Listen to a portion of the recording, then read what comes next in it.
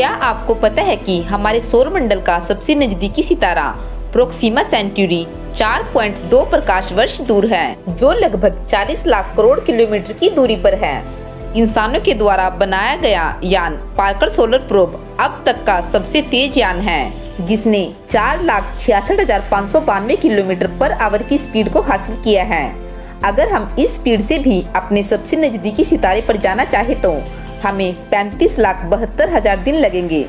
पर क्या आपको पता है कि हमारी आकाश गंगाओं में 100 बिलियन यानी 10,000 करोड़ सितारे हैं और यह आकाश गंगा 1 लाख प्रकाश वर्ष से भी ज्यादा एरिया में फैली है। सोचने वाली बात यह है कि अभी तक हम इंसान पृथ्वी से निकलकर सिर्फ चांद तक ही पहुंच पाए हैं और मंगल ग्रह पर जाने की तैयारी कर रहे हैं, लेकिन आज की टेक्नोलॉजी के साथ हम अपने सबसे नजदीकी सितारे पर जाने की सोच भी नहीं सकते और हमारी आकाश गंगा के आखिरी छोर की बात करना भी एक मूर्खता होगी। पर यह सब जो आपने अभी तक सुना है सिर्फ एक टेलर ही है। इस पूरे ब्रह्मांड में हमारी आकाश गंगा की भी कोई औकात नहीं है और हमारा ग्रह पृथ्वी तो एक धूल के कण के बराबर भी नहीं है। आज की वीडियो में हम जानने की कोशिश करेंगे कि असल में ये ब्रह्मांड कितना विशाल है और यह कहां तक फैला है। क्या इस ब्रह्मांड की कोई सीमा भी है? अगर कोई सीमा है तो उसके बाद क्या है? और अगर हमारा ब्रह्मांड अनंत है तो फिर क्या सिर्फ पृथ्वी पर ही जीवन होना चाहिए? इसके साथ ही हम जानेंगे कि इस ब्रह्मांड में हमने अभी तक क्या क्या खोज निकाला है और हम कौन से रहस्य को सुलझाने के करीब हैं। वीडियो बहुत ही मजेदार होने वाली है और आज हमें इस वीडियो से बहुत कुछ सीखने को मिलेगा, लेकिन इससे पहले हमारे चैनल को सब्सक्राइब करना ना भूलें। पृथ्वी पर सिर्फ एक इंसान ही ऐसा जीव है जिसका दिमाग इतना विकसित हुआ है कि वो इस पृथ्वी के सभी रहस्यों को जानने के साथ साथ इस ब्रह्मांड के सभी रहस्यों को सुलझाना चाहता है।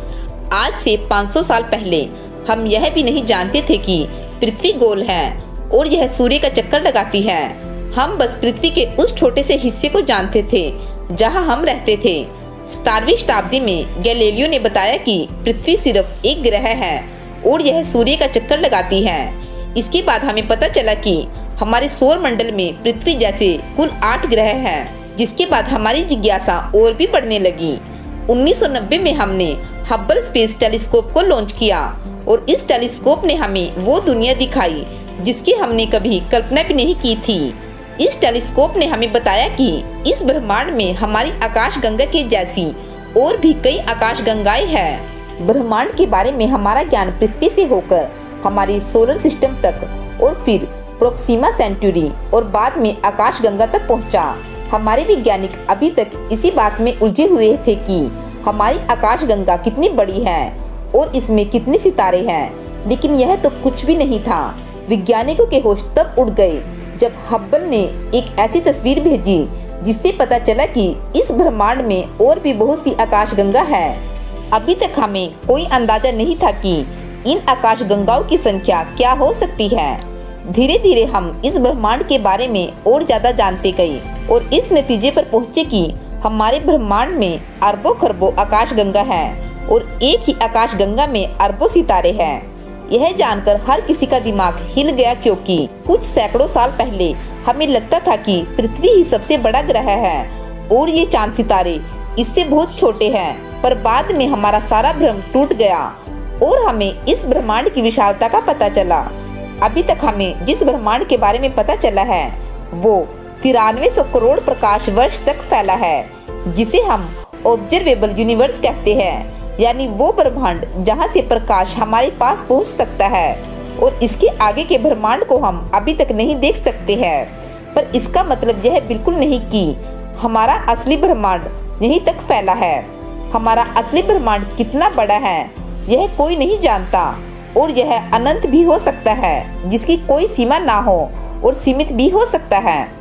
ऑब्जर्वेबल यूनिवर्स की उम्र लगभग 13.8 अरब साल है, जो बिग बैंग से उत्पन्न हुआ था और तब से हमारा ब्रह्मांड फैलता जा रहा है।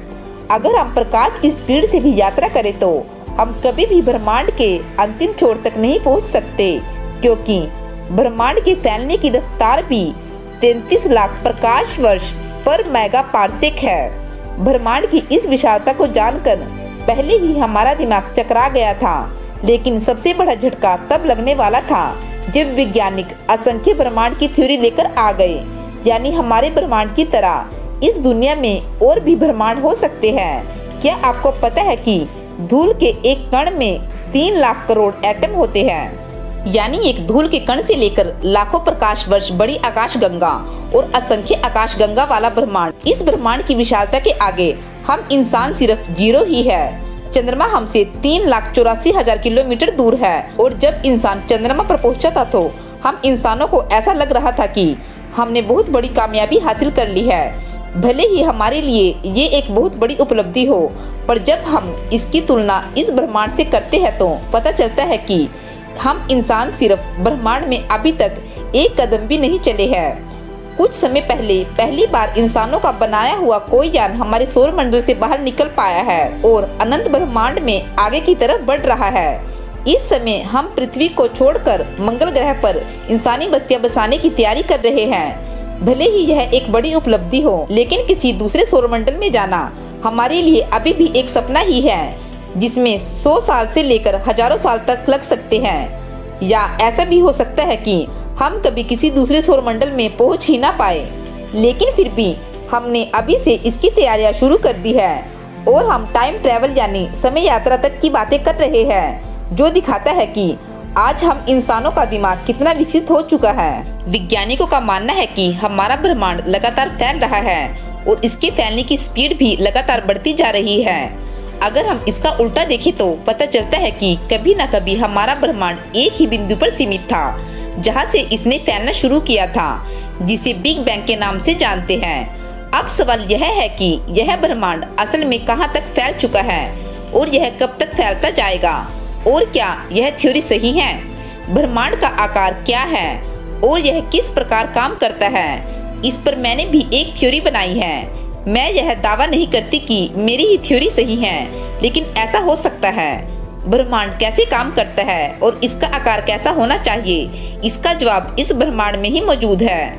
अगर हम एटॉमिक लेवल पर देखें तो हमें पता चलता है कि एटम के अंदर नाभिक होता है, जिसकी बाहरी कक्षाओं में इलेक्ट्रॉन होते हैं। ठीक इसी प्रकार सोलर सिस्टम के केंद्र में एक सितारा होता है और इसके चारों तरफ ग्रह चक्कर लगाते हैं, और एक आकाशगंगा का भी केंद्र होता है, जिसके चारों तरफ आकाशगंगा में मौजूद अरबों सितारे चक्कर लगाते हैं। मेरा मानना है कि सभी आकाशगंगाओं का भी एक केंद्र होगा और इस पूरे सिस्टम को मिलाकर एक ब्रह्मांड बनता है, और ऐसे असंख्य ब्रह्मांड हो सकते हैं। इस थ्योरी के हिसाब से ब्रह्मांड को फैलना नहीं चाहिए, लेकिन यह तो असल में फैलता दिख रहा है, तो फिर हमें ऐसा क्यों दिखाई देता है? हमें पता है कि पृथ्वी सूर्य का चक्कर 365 दिन में लगाती है और हमारा सूर्य हमारी आकाशगंगा का एक चक्कर 2500 लाख सालों में लगाता है। अगर सभी आकाशगंगाएं भी किसी केंद्र का चक्कर लगा रही है तो वो अपने एक चक्र को अरबों सालों में पूरा करेगी। अब एक एग्जाम्पल से समझिए, अगर हम पृथ्वी पर खड़े होकर मंगल, बृहस्पति और बाकी के दूर के ग्रह को देखें तो एक समय ऐसा होगा कि जब हमें ये हमारे पास आते हुए दिखाई देंगे और एक समय दूर जाते हुए दिखाई देंगे। हमारे वैज्ञानिकों ने कुछ दशकों से ही यह नोटिस किया है कि सभी आकाशगंगा एक दूसरे से दूर जा रही है, लेकिन 100 से 200 सालों का समय इन आकाशगंगाओं के एक चक्र के आगे कुछ भी नहीं होगा।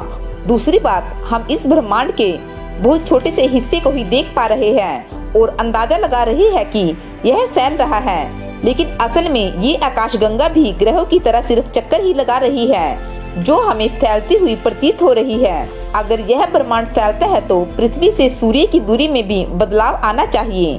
आकाशगंगा के अंदर भी सितारे एक दूसरे से दूर होने चाहिए, पर ऐसा नहीं हो रहा है, इसीलिए बिग रिप थ्योरी गलत लगती है। दूसरी बात, अगर बिग बैंग से ही इस ब्रह्मांड की शुरुआत हुई है तो ग्रह और सितारों की बनने की प्रतिक्रिया एक ही होनी चाहिए, लेकिन ऐसा नहीं है। इस ब्रह्मांड में बहुत से सितारे अभी भी बन रहे हैं, कुछ जवान हैं और कुछ अपनी उम्र के अंतिम पड़ाव पर हैं। यानी एक ही आकाशगंगा के अंदर अभी भी नए सितारों का निर्माण हो रहा है, जो साबित करता है कि इस ब्रह्मांड में हर चीज का जन्म होता है और एक दिन उसका अंत भी। यानी यह ब्रह्मांड बनता रहता है और खत्म होता रहता है, लेकिन ऐसा एक साथ नहीं होता। जिस प्रकार पृथ्वी पर सभी जीव एक साथ नहीं मरते, उसी प्रकार आकाशगंगा में भी सितारे एक साथ खत्म नहीं होते और इस ब्रह्मांड में सभी आकाशगंगा एक साथ खत्म नहीं होती। मेरे हिसाब से ब्रह्मांड असंख्य है और इसका साइज भी अनंत है। जब हमें पता चला कि इस ब्रह्मांड में हमारे सूर्य जैसे असंख्य सितारे हैं और उससे भी ज्यादा ग्रह हैं, तो हमारे मन में यही सवाल आता है कि क्या सिर्फ पृथ्वी पर ही जीवन है? मेरा मानना है कि इस विशाल ब्रह्मांड में इतने करोड़ों ग्रहों पर जीवन हो सकता है जिसकी हम कल्पना भी नहीं कर सकते, और दूसरे ग्रहों पर ऐसे भी जीव हो सकते हैं जो हमसे बिल्कुल ही अलग तरह के हो। यानी हम दावे से कह सकते हैं कि पृथ्वी के अलावा भी बहुत से ग्रहों पर इंसानी सभ्यता हो सकती है और वो हमसे भी कई गुना विकसित हो सकते हैं। अगर इस ब्रह्मांड में हमसे ज्यादा बुद्धिमान लोग हुए तो वो भी हमारी तरह सोचते होंगे दूसरे ग्रहों पर लाइफ है या नहीं, और यह भी हो सकता है कि हमसे ज्यादा एडवांस सभ्यताएं आपस में एक दूसरे से मिलती भी हो और उन्हें हमारी जानकारी भी हो। जिस रफ्तार से हमारे ग्रह पर साइंस का विकास हो रहा है, उसे देखकर लग रहा है कि आने वाले 100 सालों में हम वो सब कर सकते हैं जिसकी अभी कल्पना कर पाना मुश्किल है। हर 2 साल में कंप्यूटर की स्पीड डबल हो रही है, जिसके क्रांतिकारी परिणाम देखने को मिल रहे हैं। नैनो टेक्नोलॉजी और आर्टिफिशियल इंटेलिजेंस की मदद से आने वाले 10 सालों में बहुत कुछ बदल जाएगा। इंसानों के दिमाग की लिमिट है, पर कृत्रिम बुद्धि की कोई सीमा नहीं है। आज हम जो भी सोचते हैं वो सब इंसानी दिमाग के हिसाब से ही सोचते हैं, लेकिन भविष्य में कृत्रिम बुद्धि हमसे हजारों गुना शक्तिशाली हो सकती है। इसके दम पर हम इस अनंत ब्रह्मांड में वहां भी जा सकेंगे जिसकी अभी कल्पना भी कर पाना मुश्किल है। 200 साल पहले हवा से तेज गति से चलना इंसानों के लिए सिर्फ एक कल्पना ही थी, लेकिन आज हम हवा से कई गुना तेज रफ्तार से यात्रा कर सकते हैं। ठीक उसी प्रकार आज प्रकाश की स्पीड से यात्रा करना हमारे लिए सिर्फ एक कल्पना ही है, लेकिन हमने कल्पनाओं को हकीकत बनते देखा है। ब्रह्मांड जितना विशाल है, हमारा दिमाग भी उतना ही ज्यादा ताकतवर है। प्रकृति ने हमें सोचने और समझने की क्षमता दी है, जिसका उपयोग करके हम हर सवाल का जवाब जान सकते हैं। हमें दूसरों की बताई गई बातों के साथ साथ खुद भी अपने दिमाग का प्रयोग करना चाहिए और सच को जानने की कोशिश करनी चाहिए। आज हमारे देश के लोग हर सवाल के जवाब के लिए पश्चिमी लोगों की तरफ देखते हैं और उन्हीं की बताई बातों पर ज्यादा विश्वास करते हैं, जो सही नहीं है। अपने आप को किसी से भी कम मत समझो और अपने दिमाग का यूज करना शुरू करो। उम्मीद करते हैं इस वीडियो से आपको बहुत कुछ सीखने को मिला होगा। फ्रेंड्स, हमारी वीडियो कैसी लगी हमें कमेंट करके जरूर बताइए और हमारी वीडियो को लाइक और शेयर करना ना भूलें। Thanks for watching.